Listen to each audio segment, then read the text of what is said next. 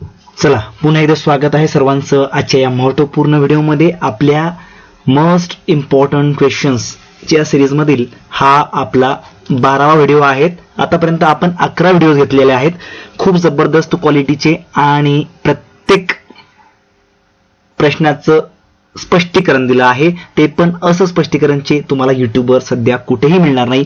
त्याच्यामुळे आपल्या या व्हिडिओला लाईक करा, चॅनलला सबस्क्राईब करण्यास विसरू नका. आणि मराठी, मग ती भाषा 1 असो किंवा 2, जर आपल्याला पेपर 1 असो किंवा पेपर 2, 30 पैकी 28 मार्क जर घ्यायचे असतील तर आपल्या चॅनलला फॉलो करा. चला पहिला प्रश्न सुरू करूया. नियम फक्त एवढाच आहे की आपण स्क्रीन पॉज करून, प्रश्न झाल्यानंतर स्क्रीन पॉज करून कमेंट बॉक्समध्ये आपलं उत्तर द्यायचं आहे आणि नंतर तपासायचं आहे की आपलं उत्तर बरोबर आहे की नाही. ठीक आहे, चला सुरू करूया. प्रश्न क्रमांक 1, विधान ए आणि कारण आर म्हणजे रिझन, असर्शन आणि रिझन याला असं आपण म्हणतो. तर मागील व्हिडिओमध्ये आपण हा एक प्रश्न घेतला होता. नाही बघितला असेल आपण तर मागचे सगळे व्हिडिओ आपण जे 11 झालेले आहेत ते बघू शकता. रोज 12 वाजता आपला एक व्हिडिओ येत असतो, दुपारी 12 वाजता, त्याच्यामुळे स्टे कनेक्टेड. तर बघा, विधान आहे, फोनेटिक शब्द रचनेचा वापर केल्यामुळे अचूक स्पेलिंग लिहिण्याचा वेग मंदावतो. ठीक आहे, फोनेटिक शब्द रचनेचा वापर केल्यामुळे अचूक स्पेलिंग लिहिण्याचा वेग मंदावतो. आता हे झालं असर्शन म्हणजेच विधान. आता आपल्याला रिझन दिलंय म्हणजे कारण. लहान वयात मुले पारंपरिक स्पेलिंगच्या ऐवजी आपल्या परीने स्पेलिंग वापरतात, जेव्हा अचूक स्पेलिंग लिहिण्याच्या त्यांच्या क्षमतेचा वेग मंदावत नाही. आता विधान आणि कारण दोघांपैकी दोन्ही बरोबर आहेत किंवा दोन्ही चूक आहेत, किंवा विधान बरोबर कारण चूक आहे की विधान चूक कारण बरोबर आहे, आपल्याला इथं सांगायचं आहे. पर्याय क्रमांक 1, ए चूक आहे पण आर बरोबर आहे. ए आणि आर दोन्ही बरोबर आहेत पण आर हे ए चे योग्य स्पष्टीकरण आहे. ठीक आहे, ए आणि आर दोन्ही बरोबर आहेत पण आर हे ए चे योग्य स्पष्टीकरण नाही. ए बरोबर आहे पण आर चूक आहे. ठीक आहे, स्क्रीन पॉज करून आपण उत्तर देण्याचा प्रयत्न करायचा आहे. ज्यांच्यासाठी हा प्रश्न नवीन असेल त्यांनी आता बघायचं की स्पष्टीकरण बघितल्यावर तुम्हाला तो किती सोपा वाटतो. हा प्रश्न ऑगस्ट 2023च्या पेपर 1 मध्ये आलेला आहे.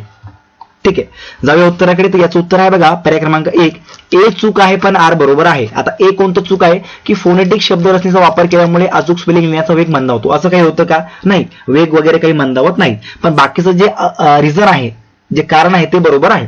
आता स्पष्टीकरण जर बघितलं तर बघा, लहान मुले जेव्हा आपल्या अंदाजाने स्पेलिंग लिहितात तेव्हा त्यांच्या अचूक स्पेलिंगच्या क्षमतेवर वाईट परिणाम होत नाही, उलट त्यांची ध्वनी जागरूकता वाढते. फोनेटिक पद्धतीने वेग मंदावतो हे म्हणणे चुकीचे आहे. मुले प्रयोग करूनच शिकतात, त्यांना चुका करू द्याव्यात आणि हळूहळू योग्य स्पेलिंगकडे न्यावे. म्हणून विधान ए चूक आहे पण कारण आर हे बरोबर आहे. किती जबरदस्त स्पष्टीकरण आहे. जर व्हिडिओ आवडत असेल, प्रश्न आवडत असेल, या PDF ची क्वालिटी आवडत असेल, प्रश्नाची क्वालिटी आवडत असेल, स्पष्टीकरणाची क्वालिटी आवडत असेल तर व्हिडिओला लाईक करा. आणि आतापर्यंत सुद्धा चॅनलला सबस्क्राईब केलं नसेल तर प्लीज सबस्क्राईब करा, रिक्वेस्ट आहे. पुढचा प्रश्न क्रमांक 2, एखादी नवीन भाषा शिकताना त्या भाषेचे वैशिष्ट्यपूर्ण उच्चारण नियमांमुळे मुलांचा आत्मविश्वास कमी पडतो. या अडचणीतून बाहेर पडण्याचा एक मार्ग म्हणजे टिंबटिंब आहे. आता हा प्रश्न सुद्धा ऑगस्ट 2023च्या पेपर 1 मध्ये आलेला आहे.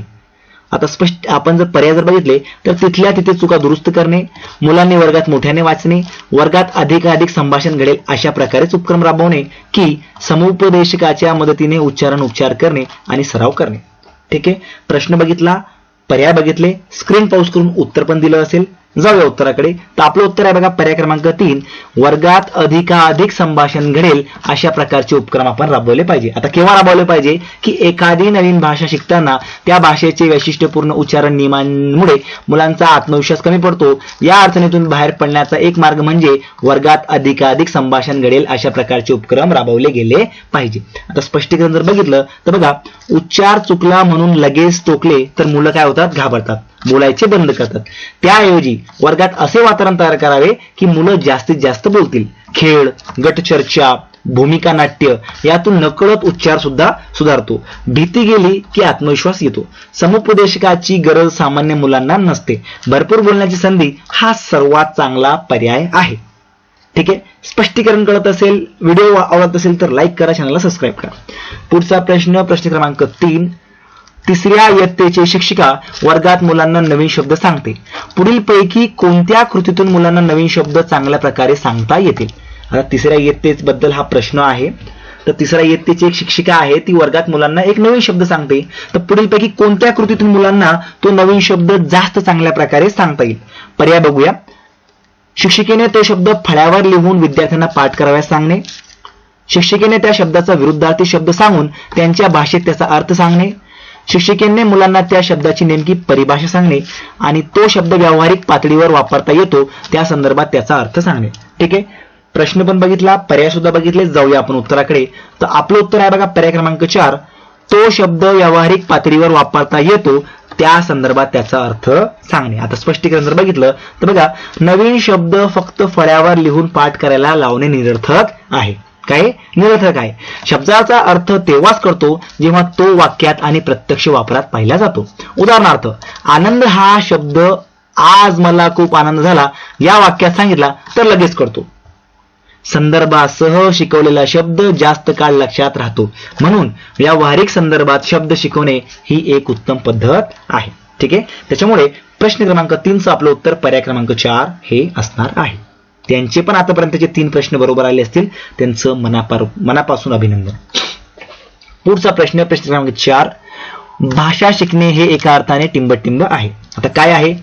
कौशल्य आहे, आत्मसात करणे आहे, प्रक्रिया आहे की उत्पादन आहे. ठीक आहे, 4 पर्याय बघितले, प्रश्न सुद्धा बघितला, स्क्रीन पॉज करून आपण उत्तर पण दिलं असेल. जाऊया उत्तराकडे. तर आपलं उत्तर आहे बघा कौशल्य. म्हणजेच भाषा शिकणे हे एका अर्थाने काय आहे? कौशल्य आहे. आता का बरं आहे? स्पष्टीकरण जर बघितलं तर बघा, भाषा शिकणे हे फक्त माहिती मिळवणे नाही तर एक कौशल्य आहे. जसे पोहणे किंवा सायकल चालवणे हे सरावाने येते, तसेच भाषा बोलणे, ऐकणे, वाचणे, लिहिणे हे सुद्धा सरावाने सुधारते. ही एक निरंतर प्रक्रिया असली तरी ती कौशल्याच्या रूपातच विकसित होते. जितका जास्त वापर तितके कौशल्य अधिक पक्के होते. म्हणून भाषा हे कौशल्य मानले जाते. त्याच्यामुळे पर्याय क्रमांक 1 हे आपलं बरोबर उत्तर इथं असणार आहे. ठीक आहे, पुढचा प्रश्न क्रमांक 5 आणि थोडा मोठा प्रश्न आहे, त्याच्यामुळे लक्षपूर्वक ऐका. वाचनाचे प्रकार आणि वाचकांची कृती यांची योग्य संगती शोधा. आता आपल्याला वाचनाचे प्रकार दिलेले आहेत आणि वाचकांची कृती दिलेली आहे, तर त्यांची आपल्याला जोड्या लावायच्या आहे. आता वाचनाचे प्रकार कोणते कोणते?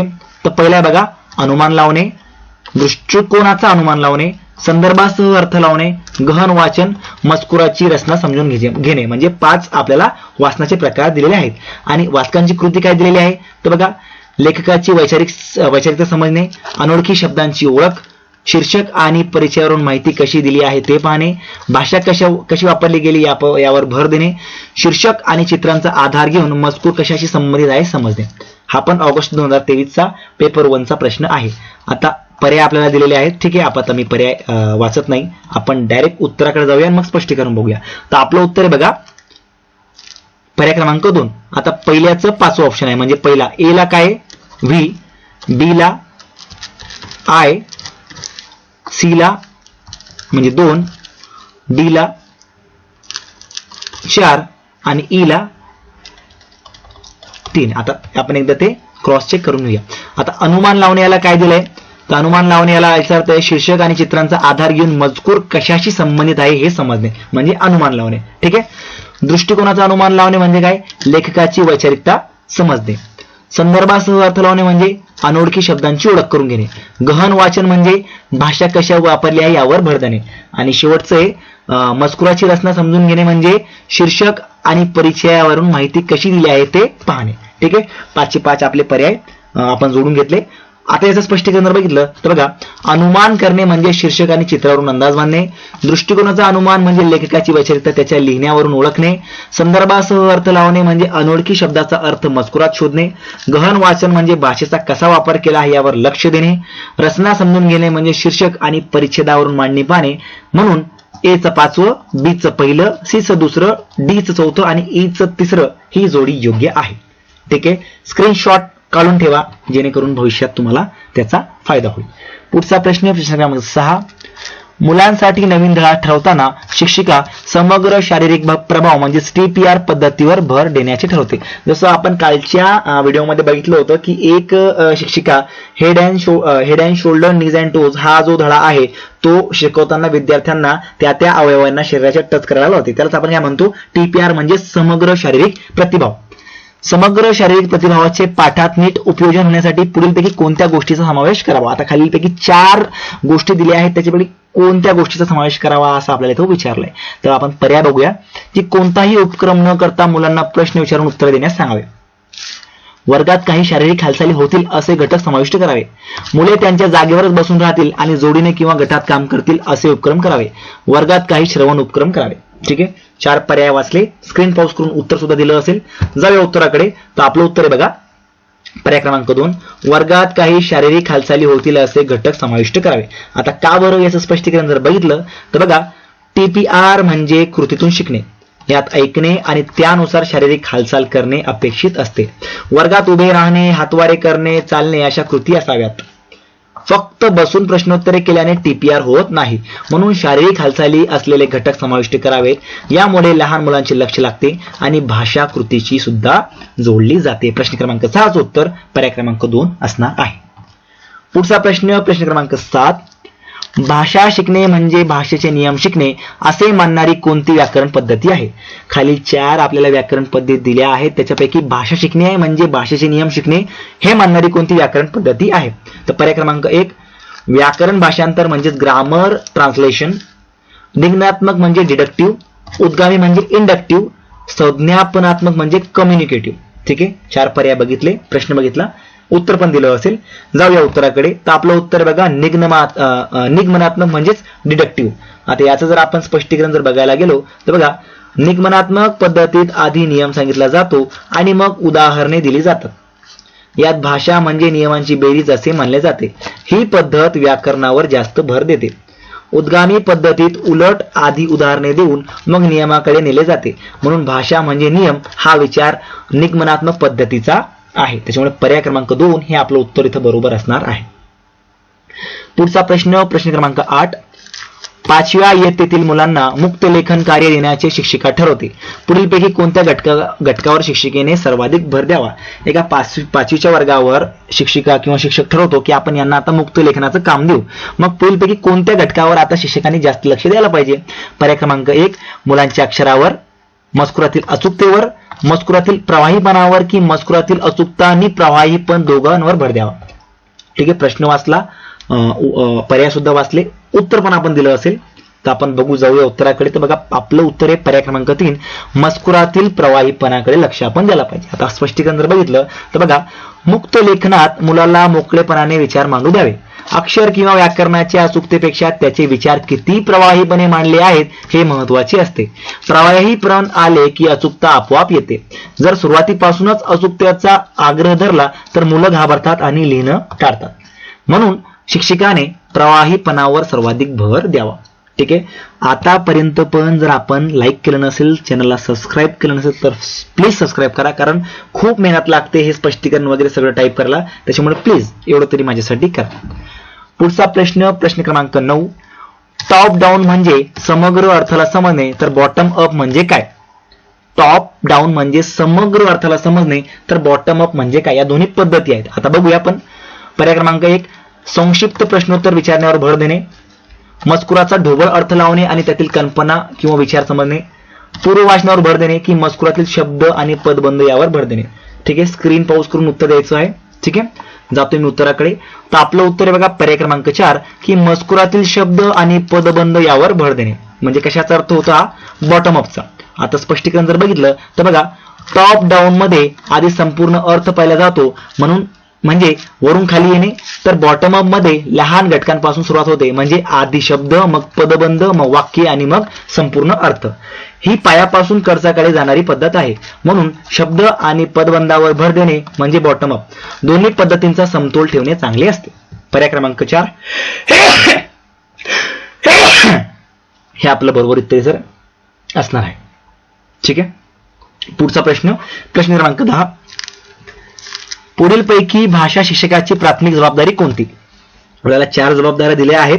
ते भाषा शिक्षक म्हणून आपली पुढीलपैकी कोणती जबाबदारी आहे असं आपल्याला इथं प्रश्नामध्ये विचारलं आहे. जाऊया पर्यायांकडे. मुलांना सूचना देणे, मुलांची संज्ञापनात्मक गरज जाणणे, अध्यापनासाठी योग्य सामग्रीची निवड करणे आणि विविध गटांत मुलांची वर्गवारी लावणे. ठीक आहे, 4 पर्याय आपण बघितले आहेत. स्क्रीन पॉज करून उत्तर सुद्धा दिलं असेल. जातोय मी उत्तर आणि स्पष्टीकरणाकडे. तर पर्याय क्रमांक 2, भाषा शिक्षकाची प्राथमिक जबाबदारी कोणती? तर मुलांची संज्ञापनात्मक गरज जाणून घेणे. आता स्पष्टीकरण जर बघितलं तर बघा, भाषा शिक्षकाचे पहिले काम म्हणजे मुलाला भाषेची गरज काय आहे हे ओळखणे, त्याला कुठे भाषा वापरायची आहे, काय अडचण येते हे समजून घेणे, सूचना देणे किंवा साहित्य निवडणे हे तर नंतरचे काम आहे. गरज ओळखली की अध्यापन योग्य दिशेने जाते आणि मुलांना सुद्धा उपयोगी पडते. म्हणून ही प्राथमिक जबाबदारी आहे कुणाची? एका भाषिक शिक्षकाची. ठीक आहे. आता एक सर्वांना विनंती आहे की हा आपला व्हिडिओ क्रमांक 12 होता. याच्या आधीचे आपण 11 व्हिडिओ जर बघितले नसेल तर ते बघावे, जेणेकरून मराठी पेपर 1 असो किंवा पेपर 2, भाषा 1 असो किंवा भाषा 2, जर मराठी हा विषय जर आपण घेतला असेल तर 30 पैकी आपल्याला 28 मार्क तरी पडायला पाहिजे. त्याचबरोबर स्क्रीनवर तुम्हाला 4 व्हिडिओ दिसत असतील, त्या 4 व्हिडिओज आपण नक्कीच बघावे. एक प्लेलिस्ट दिसत असेल ती सुद्धा बघावी, खूप फायद्याची ठरणार आहे आणि आपला स्कोर निश्चितच 25+ जाणार आहे. त्याच्यामुळे व्हिडिओला लाईक करा, चॅनलला सबस्क्राईब करा. Stay connected. थँक्यू.